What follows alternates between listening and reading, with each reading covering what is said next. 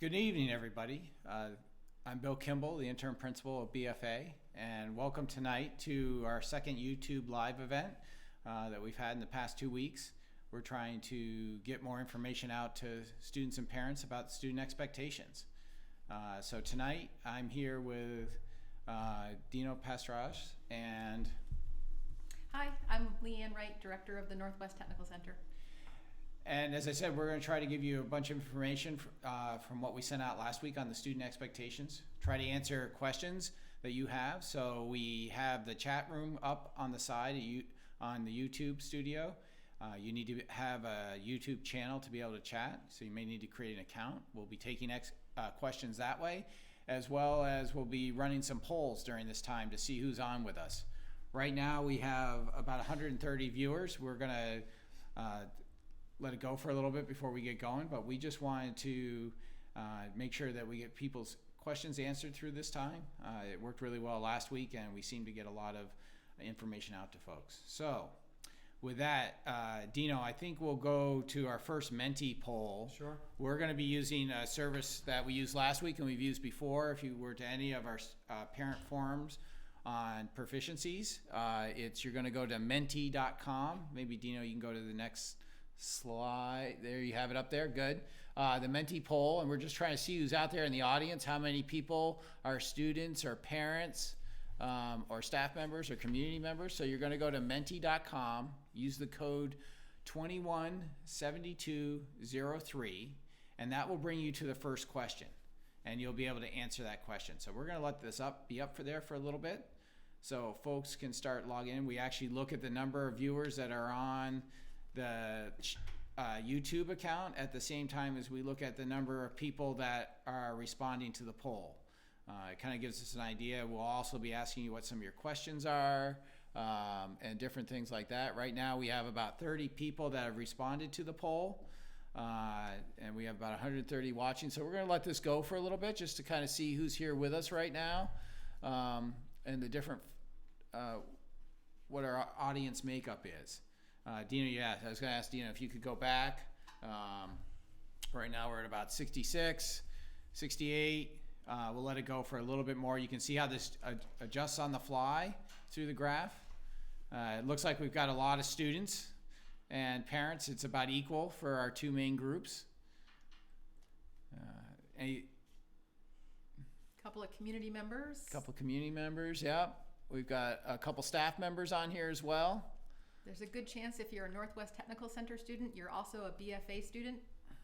Yeah.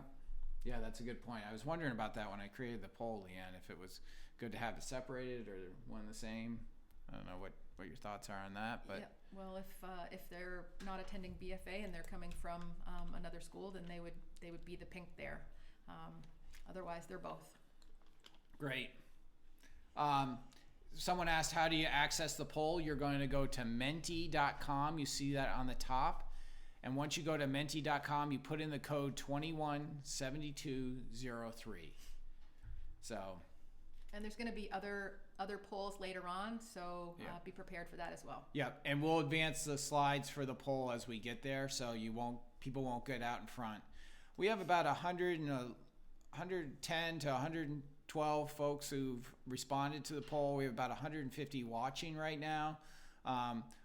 Please keep responding to the poll. It lets us know who's out there for an audience.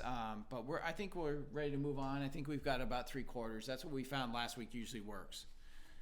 Yep, lots of parents and students watching. We're glad you're here. Thank you for streaming in, and we've got an agenda that we're gonna check in with you on. We're going to be talking about our priorities. We're going to have some supports for students and parents. We want to make sure that you have access to those. And then we're going to be talking to you about the continuity of learning, specifically planning, the student engagement, and the requirements and expectations around remote learning, some scoring and reporting. Definitely going to talk about attendance, the schedule. We've got some packet pickup information, and then there'll be some additional information that we'll be adding, and of course we'll have an opportunity for some question and answers as well. Yeah, Leanne, maybe we should talk about that for a minute before we go to the next question in the poll, which is we're going to try each each slide has a certain packet of information, and we'll probably be taking questions through the YouTube chat. That seems to be the most effective. So I think we'll go on to another poll here. Dino? Sure thing. Can we go on to the next question? Absolutely. So before we talk about what the school priorities are, we wanted to know what your priorities were for your for the school and supporting your child during this remote learning time. So this is something where it's an open chat that you can put in your questions, what your priorities are for the students, and you can put those into the poll. I do want to remind everyone that this is a monitored chat and a monitored poll, so we wanted to make sure that everyone knows this is being recorded right now. So just appropriate language. So the poll should be out there. Good. Yep.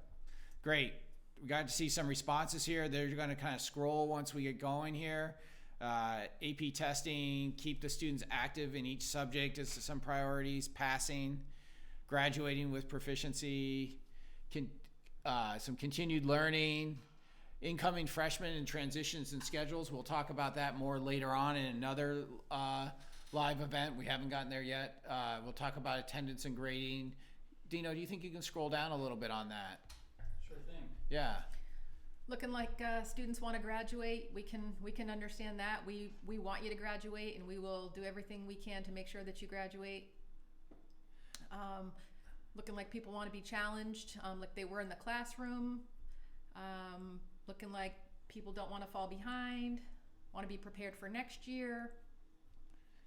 And I think that's some of the biggest discussions, Leanne, we've had with the department chairs and with the teachers is about preparing for next year and how does what we're going through right now affect next year? I can't tell you that we have an answer for that. We're working on that, but Yep. Staying active in the remote learning is probably the best way to be prepared for next year, wouldn't you say? Agreed. Yeah. I think that the students are going to get too far behind. I've seen a couple of those. Continue to have assignments and complete assignments. So we're going to show you parents how you can monitor that assignments are being done. There's a chat here on the side. It looks like this person wasn't able to get into Menti. They want teachers to contact the parents if the student is not meeting expectations or turning in assignments on time. We're going to talk a little bit about that around Google Classroom. Yep. That would be helpful. Yeah, I think if you're really signing up for Google Classroom as a parent, you're going to see when that's happening and when that's not happening right away, along with using the Unified Classroom work that we've been using as our online gradebook. Excellent. These are all really helpful for us to understand what your concerns are and what your priorities are. So thank you. Yeah, I like the comment Karen Bell just made. The students feeling positive and connected. That's really true. I've met with not many students, probably as much as 10 in the past week or so online because I don't have a class. But every time I've heard, it's just keeping that connections going. I have 2 high school students myself, and they're saying the same thing to me. They're missing that connection. So even though they're trying to do it on through FaceTime or through Snapchat or with their friends, they like that physical time together. I don't know if you saw it, Dino. They said the audio is a little low. Okay, we had some of that problem last week as well. So please feel free to let us know if you can't hear us. Yeah. So let's go on here. We've talked a little bit about the priorities. We want to share our priorities. So Dino, if we can go back to the PowerPoint there. And we're going to keep all this. I should have said we, as we did with the seniors, we'll be providing all this information back to you up on the Green and Gold blog for you all to be able to see that. So one of the things that you saw in our written communication that we really know that for students to learn, there's some things that are foundational you must have before we can get to academics. And our first and highest priority is the health and safety of all our students, our staff, and our families and community members. So we're really trying to stress that. That's the strong foundation. When everyone's healthy and is safe, we can then start supporting people emotionally and socially. We're going to talk about how those supports that you can access as students and as parents to help us. We urge everyone to contact us if you need help in any of these areas. Once students are feeling safe and healthy and socially participating and emotionally safe, then we can go on to learning. So one of the things that we've been talking about for the past 3.5 weeks since we started, since schools were closed, was that our real big expectation is that to meet all those expectations is going to be different for different families and different students. So we've really talked about, with the teachers and the staff, we talked about being really flexible and leading with empathy. That we don't know what each other is necessarily going through because it is different for different families, and that we need to be empathetic to the situation people are in. And so because of that, that's been our leading 2 words is flexibility and empathy. So Leanne, you can take on the supports for students? Yes, I will. You will continue to hear Bill and I talk about leading with flexibility and empathy. And that leads us right into supports for students and parents. And we want to make sure that you are aware of those supports available to you. So of course, your students' teachers are available. If you need communication from them, you just need to speak up. Every student has an advisor at BFA, and so you'll see later on that there's a plan to have them check in every Friday. Also, every child has a guidance counselor, in some cases 2 guidance counselors if they go to the Northwest Technical Center. And we also have a BFA guidance website that we want to bring you to so you can see all the great information that's available for both students and parents. Also, at the top of this BFA guidance webpage, you'll notice there's a school closure resource tab.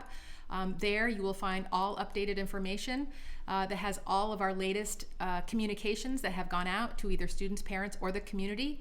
And then on the right-hand column, you'll see a list of resources available for families, crisis hotlines, any kind of community resource that you need is there. And I'm sure there's more available as well. I think one of the things I would highlight there, Leanne, if I could, is Ashley Oleo's work. She's been doing videos a couple a week now. She started with daily, and she's got her schedule up there for supports for kids as well. Excellent. I believe, does she have you can book me tab? You can book me tab on hers, yep, as all the guidance counselors do. Excellent. And then back to our agenda, we also have... just hold on. Dino, are you seeing that we've got some sound problems?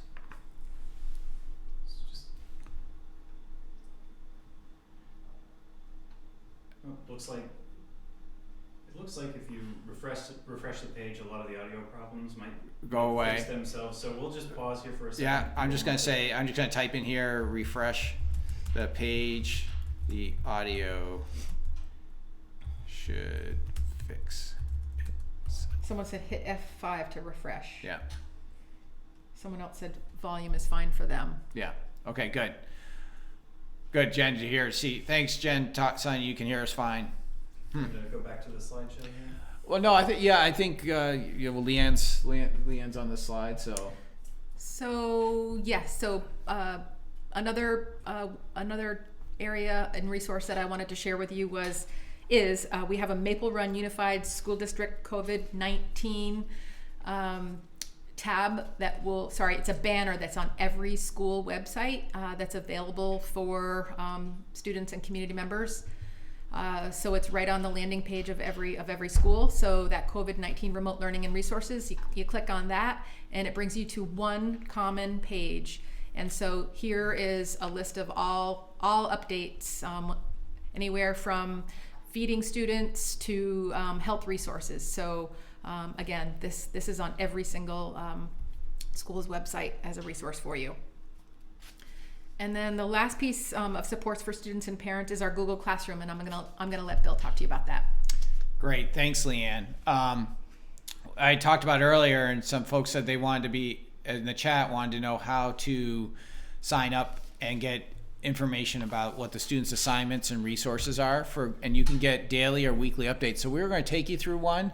We've actually made Dino a parent of a tech page that we're in, and so he received. If you wanted to get Google Classroom updates of what's happening during remote learning, you can do that, and you need to contact your child's teacher.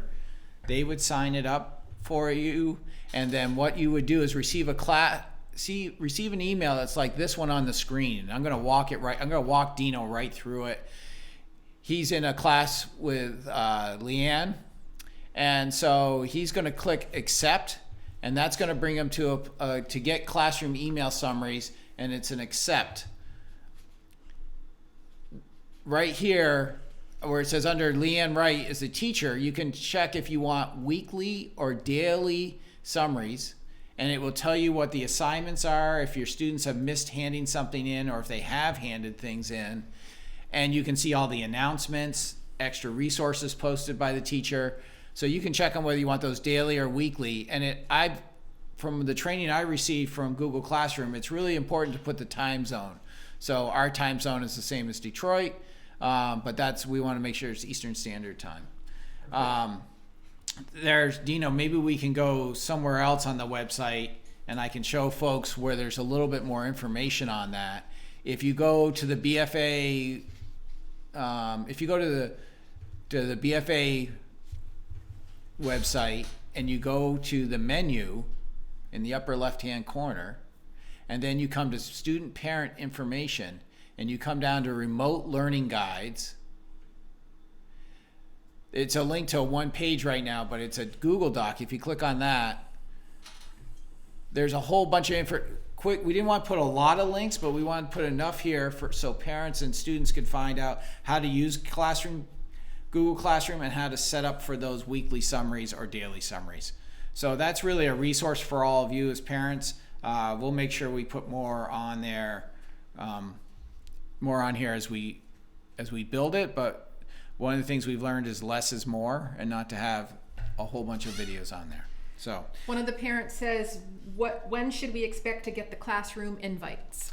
If you send an email to one teacher, what will happen is that teacher will send you back an invite, and then that will actually invite you into all your kids' classes. I think from what I've read and seen, it just takes one of those to get to all your students' classes. Okay. That's good. Thanks. So I think we're going to go back to the poll, and we're going to ask another question, Dino. So if we can go back to Mentimeter, and we'll do the next poll question, which is, what support does your child need to be successful? This is another balloon type free response, but we're trying to understand what supports. If there's something we haven't thought of, you can put it here in the chat or in this Mentimeter, but what type of supports do students need to be successful? I know many teachers have developed different things for their classroom, such as on office hours or on email. They've done a lot of that. Phone calls. They've checked in with students for advising. They've provided electronic resources such as Khan Academy to give some teaching. Some teachers have filmed themselves in lessons. So we're just trying to make sure we try to take, and this is good, we're getting some of these up here of teacher contact, and that we get daily updates from the teachers, constant communication.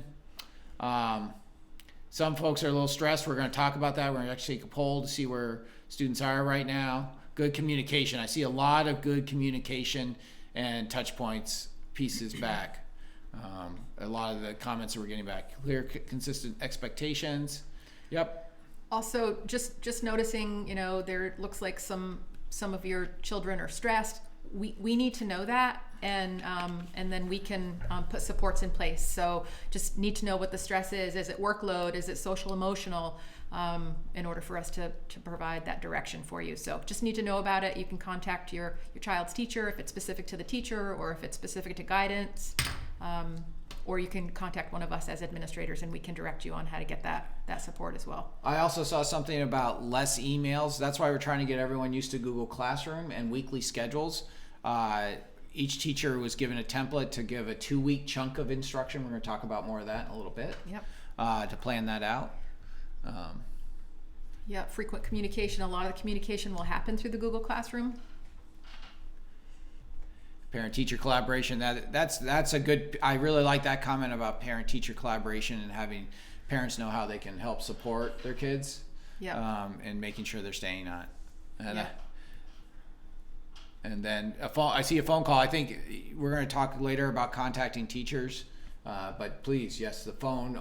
Everyone's getting their phone messages forwarded to them at their home right now. We've done that, so the phone system's up and running. Yep. Heads up when assignments are missing. Again, you can see that in Google Classroom. It tells you when assignments are due or when they're past due. So that's a really helpful thing to see. Each student has their own calendar in there, so they can look at their calendar, so they can look at all their courses. It automatically drops an assignment when there's a due date into the calendar in Google Classroom.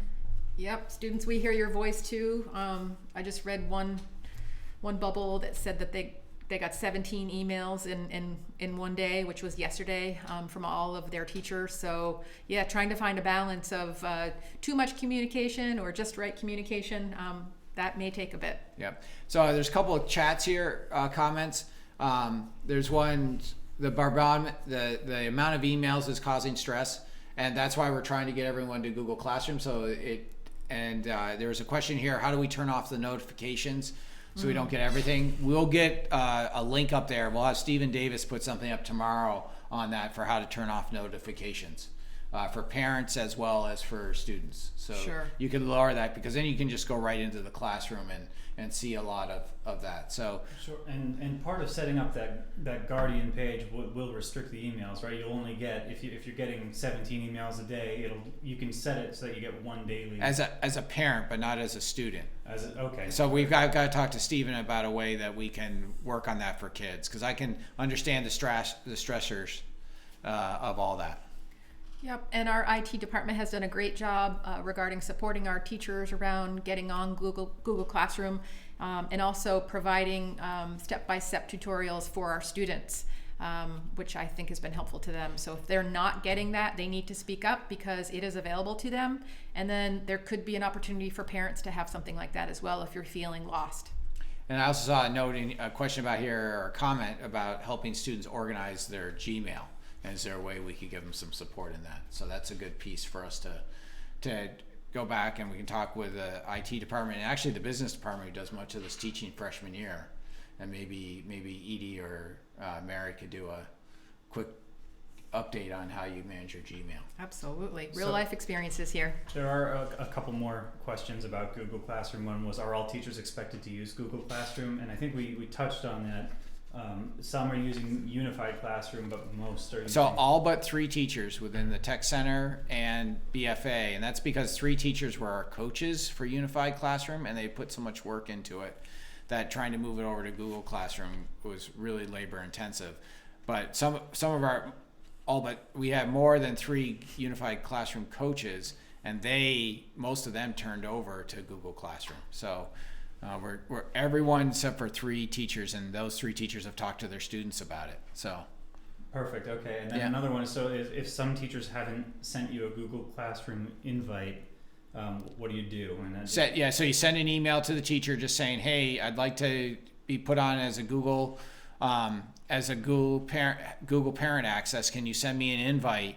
If you haven't gotten that and the teachers aren't responding, let Leanne or I know about it. We'll ask them, because once you do one, you get all your classes, according to what I've learned in Google Classroom. Yes. So we want folks to have that information. So we're going to talk about grading in a little bit. Your questions are getting us ahead in the presentation, which is fine.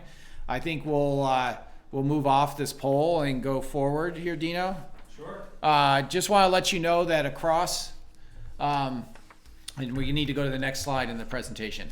Across Maple Run, we have a continuous learning plan that was required by the Agency of Education. This plan has really we've talked about communication, how we're communicating with students, teachers, and families in the community, the structures and for student success, and how we're supporting kids and parents, what instruction and feedback looks like, or assessment, grading, scoring, and then how we're ensuring access for all. That's probably been our most difficult. But that plan is then being, is the foundation of the roots of what we're doing across the schools in Maple Run. Yep. So the continuity of learning happened starting Monday, April 13th. And so the word continuity has come up. It's a buzzword in education right now. And basically, we're just trying to keep the learning going for students at BFA and Northwest Technical Center. So As we talked about earlier, almost all teachers are using the Google Classroom. We've got 3 that are using the unified classroom. And we want to hear from you if you're needing support around accessing that as a guardian. We have worked really hard to set common expectations between BFA and Northwest Technical Center to try to keep it easy in this new learning format. And so hopefully you have seen that with the combined communications that have come out. We also are working hard to pace out the learning for the remainder of the year. We've asked both of our staff, both at Northwest Tech Center and BFA, to create the learning in 4 2-week chunks for the remainder of the 8 weeks that we have in school.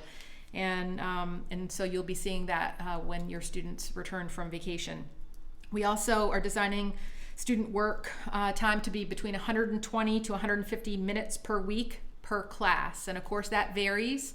After reading some of the comments from you, we're hearing that might be too much, some it's too little. So again, communication with your child's instructor is going to be really, really important because everybody is responding differently. Again, we want to reiterate that we're allowing for flexibility and empathy for both teachers and students in this new remote learning world that we're in. And there are a couple comments here, Leanne. People are asking about attendance, so we're going to get to attendance. We have that later on this presentation. We've heard about that being a question of what's going on, but I wanted to move over to our polls right now. So we have one more. So, Dina, if we can move it over to the next question.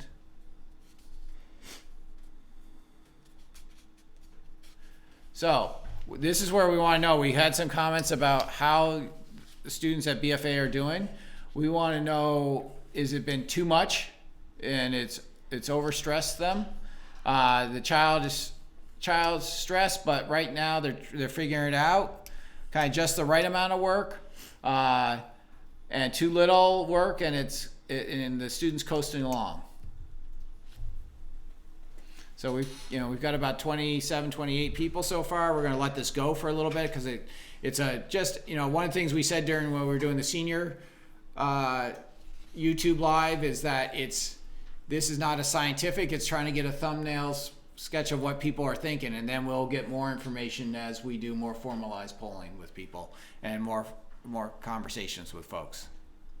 So if you can't, to get to the poll, you need to go to menti.com and use the code access of 217203, and you can put in your responses, and that we'll be able to see what your responses are to each question. We are gathering all this data. We're gathering what's on the chat room. If you know folks that haven't seen this and want to come and see it later on, this will be stored on the Maple Run Outreach channel, correct, Dino? That is correct. Yeah, so we'll have it. We just like we do with the seniors, we've been setting these recordings so we can get those. We have about 112 people that have responded. I can't believe we're up to almost 180 people watching, so it's been great having all you join us. It's just really nice to have everyone participating with us. We'll let this poll kind of sit here for a little bit more. Where we're at, we're almost about 130 people. The majority is saying it's stressful right now, but we're going to figure this out. Followed by a little too much work and students are overstressed.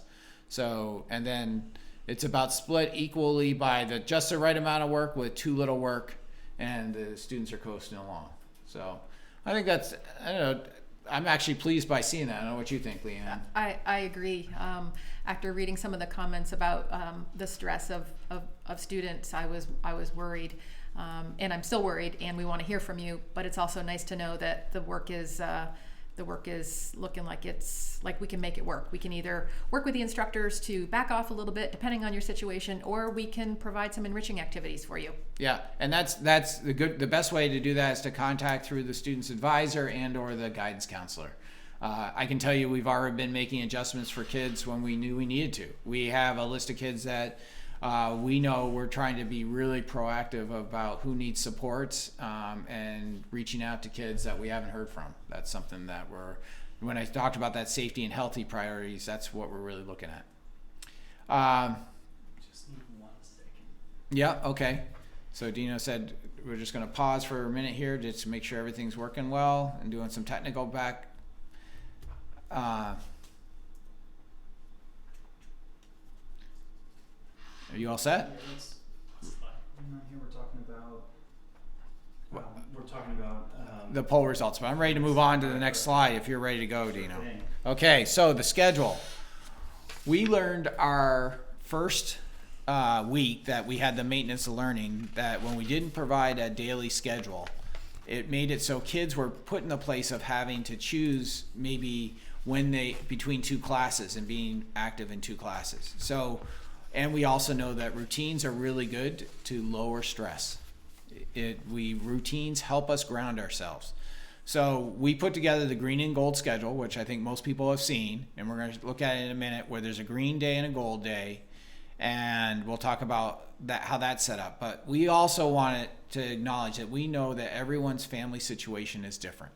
So you may not be able to make a class, and that some students are busy providing childcare to their siblings, or they're working, or they have other house or home obligations, in which may make it so they can't make it to the class. So we're trying to have multiple ways for every teachers to have multiple ways for students to connect and keep up on their learning. We're also trying to make sure there aren't conflicts between, and that we're doing, based off of the class attendance, we're doing daily attendance. And we're going to talk about attendance in a minute, because we saw all those questions, and we have that right after this. So we're trying to get that, that the typical day is about 3 to 4 hours. I saw Will just put that up here. You want to take a peek at the schedule? Yeah, let's take a peek at the schedule. Let's move over to the schedule. So green days happen on Mondays and Wednesdays, and gold days happen on Tuesdays and Thursdays. It follows our long block schedule that we had on Tuesdays and Wednesdays during the normal BFA schedule. So on green days, we have periods 3, 1, 5, and 7. And on gold days, we have 2, 6, and 4. And there's enrichment and office hours before that. You'll see that every morning there's faculty collaboration time. And a lot of what's happening there are faculty meetings either within departments or across departments. We're doing a lot of support for each other and getting our learning up and going. On Friday is a flexible day, but you need to make contact with your advisor that day, and it's really a check-in to see how the week's gone and what are some tips that students can share with each other about how to be successful for the next week. And we think that that's really an important check-in.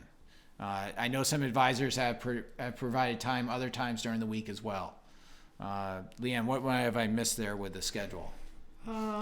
I think you've got it all, aside from you may see Ashley, one of our social workers, and also Miss Boslin has popped in some meetups and or some group meetings. So just check your email for those. There might be more as we progress through the year, depending on what the needs are. And so I can't stress enough to check your email. I know in the chats there was a lot of, I'm getting too many emails, but really that's the way you're going to get the communication, that and through your either Google Classroom or the Unified Classroom. Yep. I saw some things about Zoom on here. We do know about that. I'll make sure I talk to the teachers about making sure it's password protected for those Zoom sessions. They shouldn't be open. So we'll make sure we get that out and that kids have that. Using the Google Meet is actually not as publicly out there on the web as the Zoom. The same type of thing can happen, but it's less likely because you're within the Google Classroom. And if you don't have a Maple Run sign-on name, account, you can't come in. You have to be admitted if you're from outside. Okay. So the Google Meet's actually a little more secure than the Zoom. Yep. But we'll make sure that happens if anyone's using that. Yep. And then it's looking like we have some folks that are commenting in the YouTube chat that are slightly off, but we can check into maybe restricting that in the future. Yeah. A little distracting, but we can push through it. Yeah. Moving on to attendance, you'll see the next slide is up there. So again, this procedure is meant to be flexible and individualized depending on each student's circumstances and or the family circumstances. So we know a lot of students are working 2 jobs, 3 jobs. We know that students are babysitting for siblings and neighbors, and so again, we have that empathy and flexibility, and we want to make sure that that's heard. So as of Monday, all teachers were taking attendance in Power School, and they're taking attendance during the time that the class meets. So we want to make sure that students make contact with their instructor with a teacher each day the class meets. So for example, it doesn't mean that the student needs to be in the video conference for the hour lecture or for the 30-minute lecture if they're not able to for the reasons that were listed earlier, but we want to make sure that the contact is made with a teacher, one teacher per day. And that's really just a check-in to say, hey, I'm here, I'm okay, I can't make this video conference, or I can't turn this in, and here's why. And we're going to talk about the difference between attendance and engagement in a bit. But again, it's asking a question through email, it could be a phone call, it could be submitting an assignment, it could be attending a video conference, so it will vary from student to student and from circumstance to circumstance. So again, the daily attendance for a student would be counted, okay, counted in quotes, by attending at least one class in that given day. And then every Friday, the expectation is that students are meeting with their advisors, their advisory teachers on Fridays. So that check-in is paramount on Fridays. Something you want to add, Bill? Yeah, there were some questions about, how's attendance being checked, and we're actually brought up some new attendance reports that are being used, run every 3 days to make sure that students aren't going without checking in. So we're checking that every 3 days and running those reports. We're trying to look on the attendance in Power School and to take that. I just want to stop for a minute. Some of the comments that you hear are rather distracting, and I want to let you know that we are monitoring this, and this is a school event. And we can cut people off. So I'm going to ask all of you to please use appropriate language. So back to the attendance. We are tracking that within the classes, as Leanne was saying. The attendance is not equal to engagement, but at the same, because we know that different folks and different families have different abilities because of internet connection speed, because of family situations. But we are making sure that every student makes contact with the school at least once a day. And we're tracking that. And if we see a pattern of that, anything greater than 3 days, there's gonna be starting to be phone calls home. And back to parents. Yep. Yep, next slide, Dino. So this was already stated that attendance does not equal engagement. And so it's important that the engagement is that students are active in their learning, and that can look a lot of different ways depending on the students. And so it's not like it was when the building was open and students could physically be in the building and we knew you were here. In this case, you are active in your learning, and it might be engaging in a video conference. It might be submitting an assignment. It's a variety of things, but we want to make sure that the attendance and the engagement are two very different things in this remote learning stage that we're in. Anything you want to add there, Bill?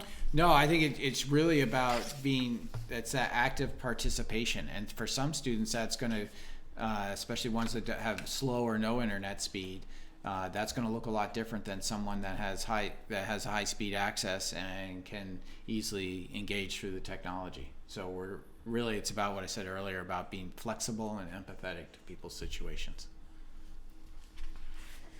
So here are some thoughts on the student engagement, and we wanted to provide some sort of indicators on what it looks like to be engaged in remote learning. So in order for students to receive a grade in the transferable skills, we had stated that they must be active in their classes. And so we're going to track this through the self-direction score in transferable skills. And these are some possible ways that a teacher might use as indicators for being active in remote learning. Looking at the lessons that the teacher is giving for the class, completing and submitting the learning activities that are assigned, either in Google Classroom or Unified Classroom, reaching out to the teacher with questions, So teachers are available. Some teachers are providing office hours outside of their class time. Use those if you have questions and you're not clear about what's expected of you. Using feedback from your teachers to improve your learning. So if there was an assignment that came back to you and it was not, you were unhappy with the comments or unhappy with the scale score, then you're going to use those comments to make sure that you make improvements. And then being a positive member of the remote classroom community. So this is a different way of learning for many of us. And your teacher will create those expectations around what that remote learning classroom community looks like for you. So then, Dina, maybe we can go to the next one about scoring and reporting guide, and then after this we'll have a poll to see where folks are at. Want to talk a little about the scoring and reporting. This was in the document that was sent home to folks about student expectations, but we have really talked about that the Northwest Tech Center courses will stay with their scoring guide that they've been using throughout the year. At BFA courses, the credit award is going to happen for a combined score average of all the standards of 2.5 or above. We thought that leaving the rubrics where they were for the score point, but we wanted to lower it a little bit. For students that don't get a 2.5, they'll be receiving an incomplete. And we're still working on how students will have a chance to make up those incompletes, whether it'll happen during the summer or at the beginning of the school year or some combination. Students who have a composite score between a 1.5 and 2.5, and you must stay active in your remote learning. This is the key. If you don't stay active and participate in your classes, you will have an incomplete. That's the one piece of this whole remote learning, and most of your teachers have said what that means to stay active in the classes. But we're taking the score, we're looking at the score you had at the progress report time right as we ended the classes here at BFA on March 17th. Those scores will not go down for any student. So if you had a score of a 3, an average of a 3 in a course at that time, and it's on your progress report, those have all released last week, you only can go up in performance, you can't go down in performance. If you're below that 2.5, this is the time to do some work and really raise your score in that course area.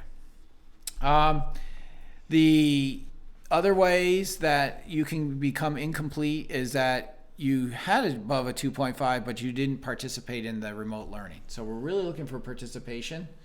That's our piece that's really key. I've met twice in the past 2 weeks with all the high school principals in Vermont. The VPA has been holding meetings. This scoring guide is almost the same across the state. There are little variations, but about 2/3 to 3/4 of the high school have something very similar to what we have here at BFA. And it's really about staying active and looking at the learning that has happened and having extra learning opportunities. Bill, there's some questions on the chat that I think we need to pop up. So what happens when a child is marked unexcused, but they have done what is expected? Then they did what they needed to do. The big part is about having the outcomes that the teachers are asking for.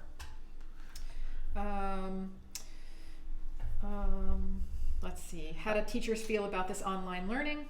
Yeah, they're getting up to speed, a lot of them very quickly. And so they're really looking at how can they support you through it and keep you active and engaged in learning.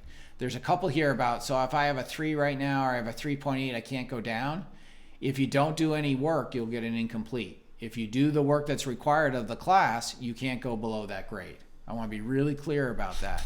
You have to stay active in the remote learning and do the work that the teacher's asking you to do. If you don't do it, you'll remain an incomplete. So we're really saying if you had the grade you have, you can't go below that score that you had at the progress report, but you have to do the work. Yep. Someone said parents don't like to see unexcused absences. As Bill said, when we see if there's an unexcused absence, that means that a student didn't attend a class that whole day. And so when there's 3, then that's a red flag for us to say, hey, what's going on with this particular student? Why aren't they checking in with any teacher in any given day? So that's a that's a call home for us. We'll be calling home Yeah. to check in. We're using attendance more as a safety and healthy piece and connected, and engagement is coming from the assignments you do in class. There's a question here about seniors unable to drop an elective. They don't need to graduate. That's a conversation that if seniors want to have that with their guidance counselor, we'd ask you to talk with them. I will let you know that we're looking at circumstances for certain family situations to be able to say, what do we do to help best support you?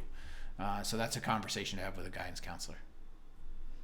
And then how do I access the progress report? That's on Unified Classroom through PowerSchool. You can get a report right there. We'll make sure that those links are posted up under the parent and student access, remote learning access guide page. And those went live April 7th. So Yeah. So you should have access to those. If you don't, then you should check in with either the guidance counselor, an advisor, or one of your child's teachers, and they can support you with that. Yeah. And yes, we can mail home progress reports. Yep. The progress reports are typically a live snapshot, but we are more than happy to mail them home if needed. You just need to let your guidance counselor know. Yep. And also there's some things here about, if you can't meet online, does that mean that you're not participating? My best advice is to say, if you can't meet online, let your teacher know, and they are to provide other ways. They can't say only meeting online is a way to participate. There must be multiple methods because people have different situations. And we've talked about that flexibility. Does class participation mean that the student needs to attend the online video classroom? So in real time, no, but the sessions are recorded. Some are recorded if they have the teacher piece on it. And so it's a piece of, your teacher can say that is one way, but it can't be the only way doing the video to be present and to be active in the class. Yep. I see one student said, hey, I communicated with a teacher and I'm still marked unexcused. We just started this on Monday. There is going to be some snafus, and so we're working those out. Just continue that communication. Looks like Candace, if you could pop your guidance counselor an email, let us know who you communicated to, and we'll make sure that we correct that. Yep. We know that parents can see attendance, and we hope that parents are checking in with kids and saying, hey, how come you were marked unexcused today, so that we can all ensure that you're learning. One of the things asked here is, what are our plans for incompletes? Will students be required to make up, or are they being used as a marker for the next teacher in the course? And to be really frank, we don't have the exact plan for that. We're trying to see how big of this comes as we're monitoring the data throughout this May. We know that there are kids that just won't be able to participate. We actually know some of those right now. So we have to find ways to provide those learning opportunities. Is it in the summer? Is it at the beginning of the school year? It really is going to depend on how big the issue is. So we're asking everyone to stay engaged throughout this remote learning time. What would happen with an incomplete? Would students have a chance to fix it over the summer? And the answer is yes. We just don't know how we're doing that. Yeah. So we're still working on that. Our big push the past 3 weeks has been to get everything into remote learning. So I think I'm going to move off of some of those chats. I think those are some good pieces right there. I'm going to go to a poll right now. So Dino, if we can go back to the Mentimeter and go to the next poll. And folks, it's almost 10:07. We plan on this being about an hour. We want to know about motivation for your children. Are they self-motivated to do this themselves? Do they need some encouragement? Or are they really struggling with remote learning and being motivated to do it? So we're trying to get some ideas about motivation and what we can provide for resources. I know I've seen some great things from teachers of what they've provided to kids for that motivation. This is great. We've got about 60 people already responding, with about 165 of you on. We'll probably let this go for a little bit here. I'm really pleased to see the majority as the self-motivated and able to engage in remote learning. That's great to see. That's really exciting and really encouraging as we're going through this. Or they need some encouragement with the remote learning, and we'll try to get some of those resources out there for that and how we can provide that. And again, we just need to know that the struggle is there. Otherwise, we can't help you make it right. Yeah. Yeah. So this is really encouraging. We have about almost 120 people have taken the poll so far, and it's really good to see that it's weighted towards needs encouragement to remote learning or is self-motivated. So that's really exciting to see. For those who aren't, let us know. Let your guidance counselor know as the last piece, or let Leanne and I know. We'll get it tied up with resources for folks that we've been talking about putting plans into place for kids that maybe not have needed that support when they were here, but now they do from afar. And we're really talking about one individual checking in with that child and how can they support them through that work. Well, and not being in the building is difficult as administrators to not be able to have a face-to-face with students and check in about what's going well and what areas do you need support in. And so we're really relying on you to communicate that. Either communicate it to your parents and then they can check in with us, or reach out to us individually and we can help you get that settled. Kristen said something that she's concerned about our polls. As I said earlier, these are just to try to get an idea for us. We're going to be sending out student and parent polls, just as we said with our senior YouTube the other night. We'll be sending those out. We're looking at the week after break to do those polls. So maybe we can go through the last two slides here because we are at 6:50, and we'll just go through those, Leanne. Yep. Real quick. The next point we wanted to check in with you on is packet distribution. We're going to be doing that by mail. So there are some situations where students and families are requesting a packet. And so all teachers are available and ready to make a packet of work for your child if needed.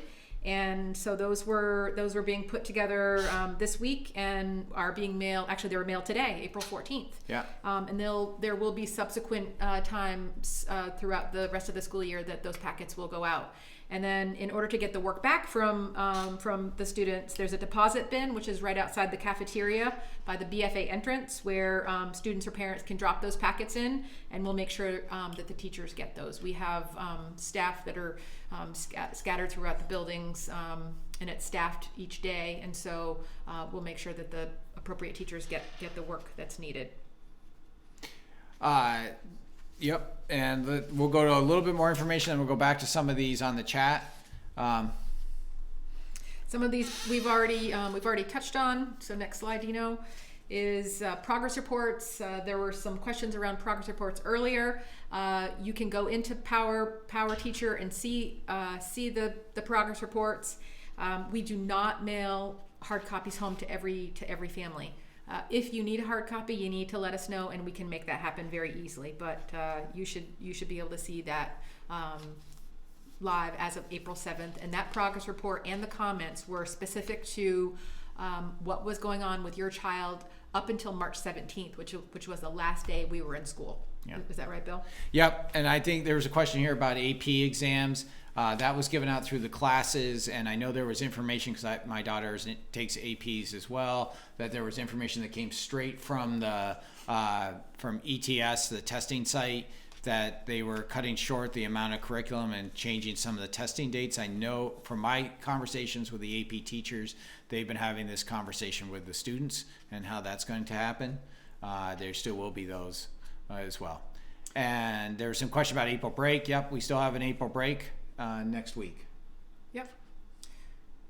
Just a point of contacting your teacher. So there was some comments in an earlier poll about too much communication, not enough communication. If you are getting too much or too little, a good way to communicate that is through your teacher. And we're going to show you how to find their information on our website.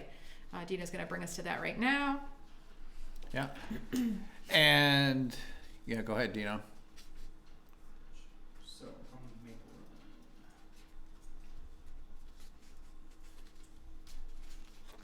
So every school has their website. On the top right-hand corner where it says campuses, if you're in the Maple Run Unified School District, you pick your school, which would be Bellows Free Academy and or Northwest Tech Center. Go over to the left-hand side where it says menu, and then you will see where it says staff, middle green button. You click on that, and that will show you either email or telephone, and that telephone actually is routed to all of our staff's emails. So if you leave a voicemail, they actually get it in their email, and teachers are online and working hard every day. So we'll see that. So make sure that communication happens, please. Next part on the agenda was specific to the school calendar. Bill had mentioned we are taking April break from the 20th to the 24th. We'll be back at it on April 27th. The Agency of Education has directed us to follow the school calendar that was set at the start of the year, and so that is what we will be doing and what we are doing. And then this Friday, April 17th, is a scheduled teacher in-service day, and so teachers will be working that day and will not be holding classes, virtual classes. So first I want to thank everyone for being here. It's been I think we got a lot of information covered tonight and going over a lot of the student expectations. It's been great, a lot of really relevant and good questions. I thank you all for that. I know I've enjoyed this, Leanne, and seeing the number of people that have connected with us here. I hope that we've gotten some good pieces. We have one last poll question, so maybe if we can move to that, Dino.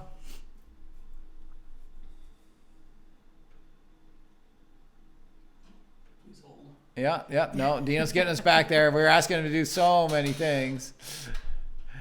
I see the Mentimeter up top there, so you had it there when you came down with the, I think if you just go to that YouTube Live 414, there we go.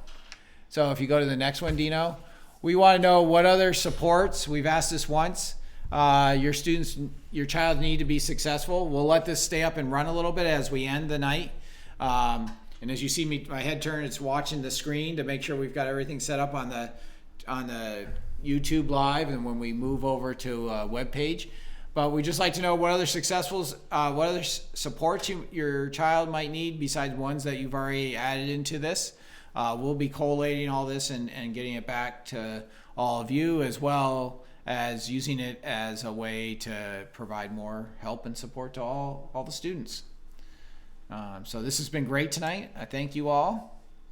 I want to thank you as well. Yeah, this has been fun, Leanne. It's great to have you here tonight, and Dino as well. Dino, thanks for the production. Thanks, Dino. Thank you. And with everything he's doing on the side, it's been really good to have you help with that. Thank you. We'll get out more information about other nights like this, and thank you again.